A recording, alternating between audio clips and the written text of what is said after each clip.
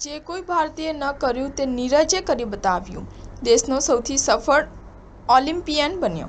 આવું પરાક્રમ કરીને ઇતિહાસ રચી દીધો છે. ટોક્યો ઓલિમ્પિકમાં ગોલ્ડ જીતનાર સ્ટાર ભારતીય જેવલિન થ્રોઅર નીરજ ચોપરાએ પેરિસ ઓલિમ્પિક 2024માં પણ ઇતિહાસ રચ્યો છે. તેણે પેરિસમાં સિલ્વર જીતીને એક અદ્ભુત રેકોર્ડ પણ બનાવ્યો છે.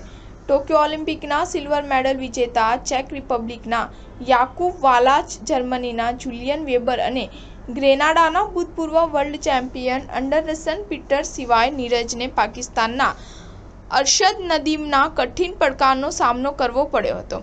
નીરજે 89.45 મીટરના અંતરે જેવલિન થ્રો કરીને સિલ્વર મેડલ જીત્યો હતો. નીરજનો આ સિઝનનો આ સર્વશ્રેષ્ઠ થ્રો રહ્યો છે. અગાઉ નીરજે આ જ પેરિસ ઓલિમ્પિકના ક્વોલિફિકેશન રાઉન્ડમાં 89.34 મીટર થ્રો કર્યો હતો, જ્યારે અરશદે 92.97 મીટરનું રેકોર્ડ અંતર થ્રો કરીને ગોલ્ડ જીત્યો છે. આ એક નવો ઓલિમ્પિક રેકોર્ડ છે. અરશદે નોર્વેના એન્ડ્રેસ થોર્કિલ્ડસના રેકોર્ડ તોડ્યો છે.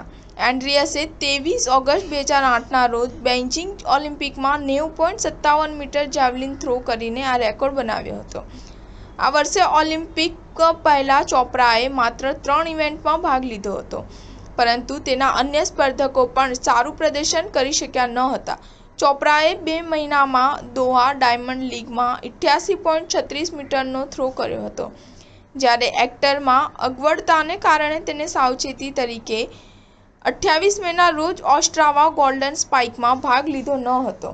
તે જૂનમાં ફિનલેન્ડમાં પાવો નુર્મી ગેમ્સમાં 85.97 મીટરના થ્રો સાથે ગોલ્ડ સાથે પરત ફર્યા હતા. આ પછી તેમણે 7 જુલાઈએ પેરિસ ડાયમંડ લીગમાં ભાગ લીધો ન હતો. તેમના કોચે ફિટનેસ અંગેની ચિંતાઓને ફગાવી દીધી અને કહ્યું, હવે તેના એડક્ટર સાથે કોઈ સમસ્યા નથી અને તે સખત પ્રેક્ટિસ કરી રહ્યો છે. સ્ટાર ન્યૂઝ 7 હંમેશા સચ્ચાઈની સાથે.